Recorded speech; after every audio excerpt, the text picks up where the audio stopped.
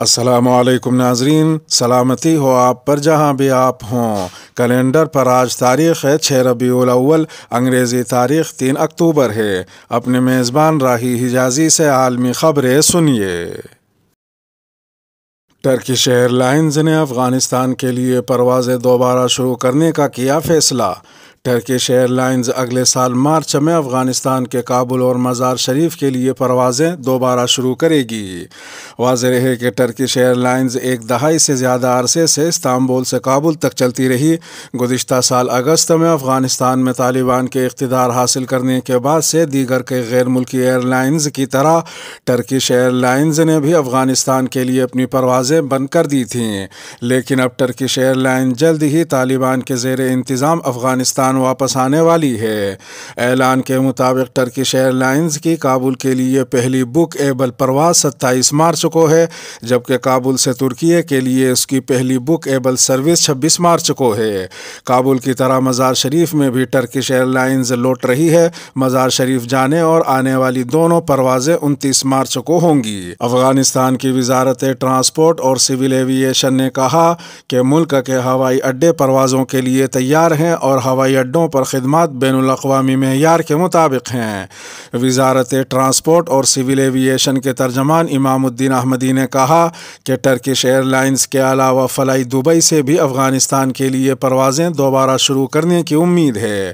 اقتصادی ماہرین کا کہنا ہے کہ بین الاقوامی پروازوں سے تجارت کو فروغ دینے میں اور ٹیکسوں میں اضافے میں مدد ملے گی۔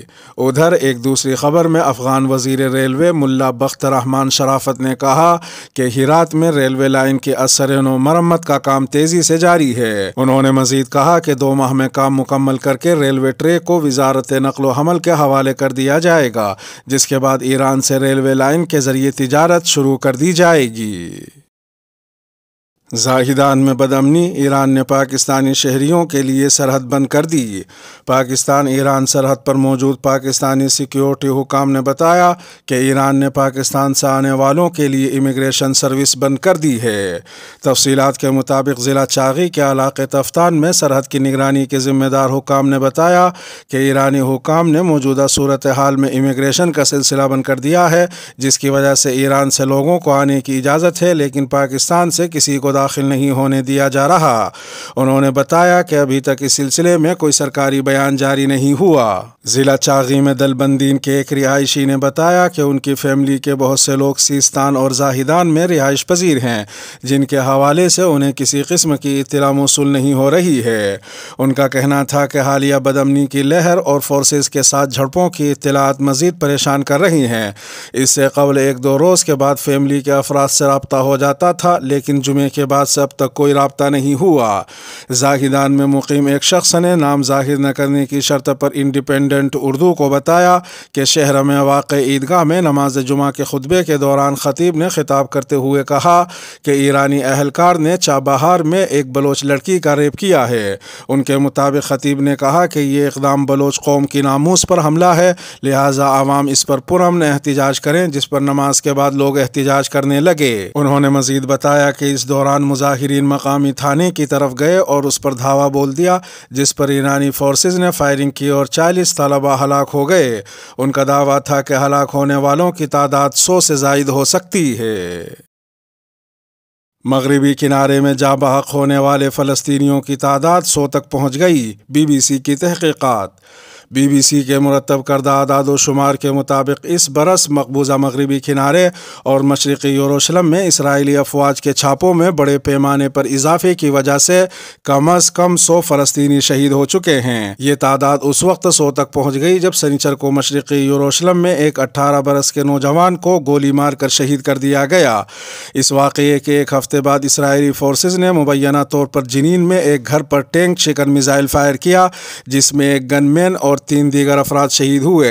اس کا مطلب یہ ہے کہ یہ سال 2015 کے بعد مغربی کنارے میں فلسطینیوں کے لیے سب سے مہلک سال ثابت ہو رہا ہے۔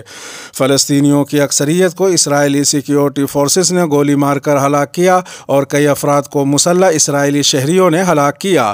جیسا کہ انسانی حقوق کے گروپ بڑھتے ہوئے خطرے کا اظہار کرتے ہیں، ویسا ہی اعداد و شمار بتاتے ہیں کہ شہید ہونے والے فلسطینیوں میں سے تقریباً 5ویں شہادت ایک بچے کی ہوئی، جن میں سب سے کم عمر 14 سال تھی۔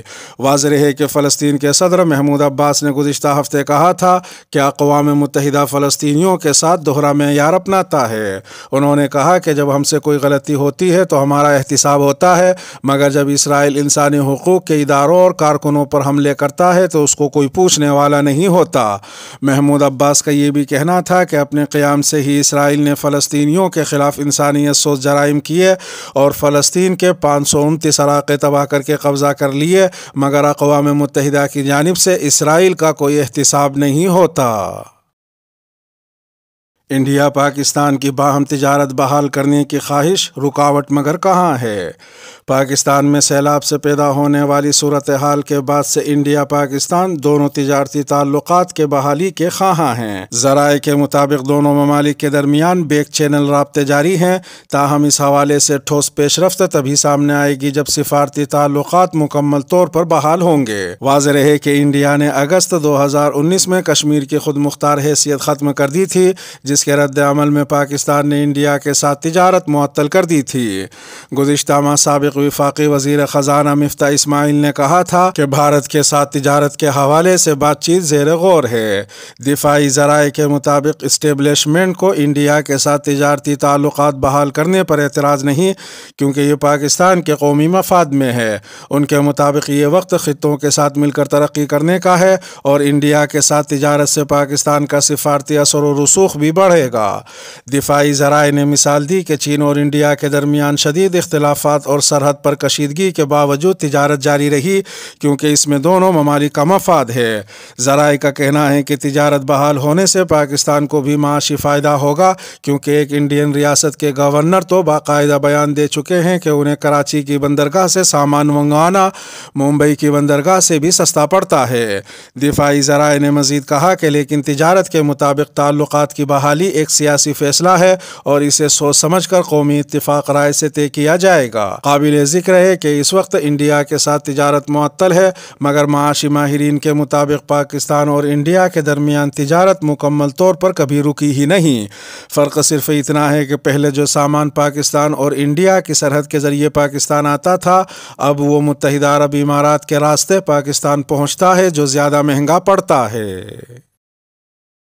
شوہر کی دوسری شادی پر بیوی نے اپنے بچوں کو بالکنی سے پھینک دیا۔ مصر میں خاتون نے شوہر کی دوسری شادی پر اپنے دونوں بچے بالکنی سے پھینک دیے، جس کے نتیجے میں بچوں کی موت واقع ہو گئی۔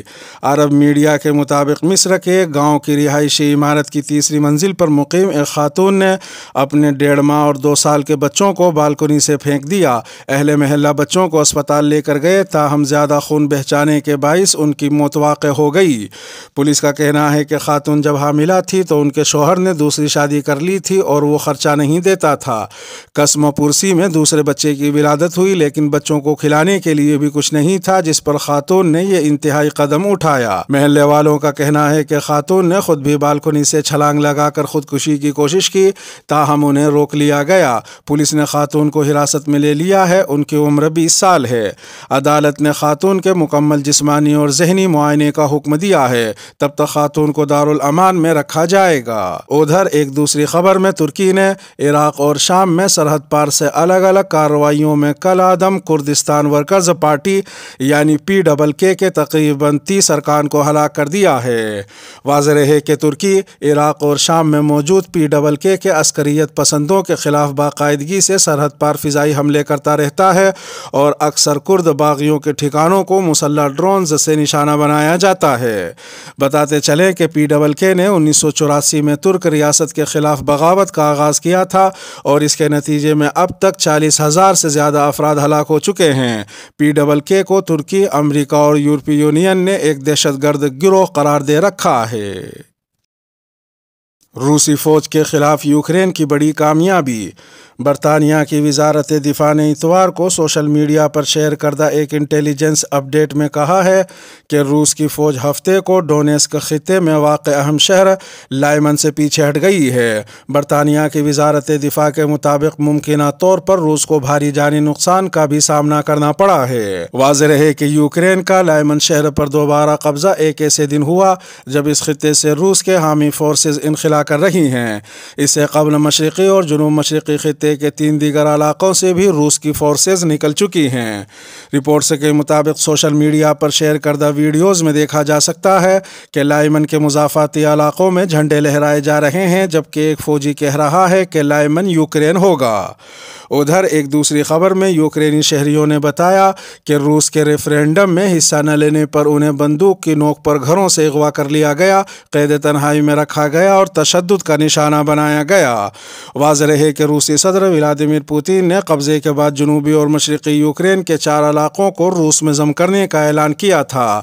ان علاقوں سے فرار ہونے والوں نے یہ بھی دعویٰ کیا کہ بہت سے مرد تیزی سے یوکرین کے زیر قبضہ علاقوں کی طرف جا رہے ہیں، کیونکہ انہیں خوف ہے کہ روس کی جانب سے الحاق کو باقاعدہ بنانے کے بعد مقبوضہ علاقوں سے لوگوں کی فوج میں جبری بھرتی اگلے ہفتے شروع ہو جائے گی۔ اس کے ساتھ ہی ویڈیو کا اختتام ہوا۔ سلامتی ہو آپ پر جہاں بھی آپ ہوں۔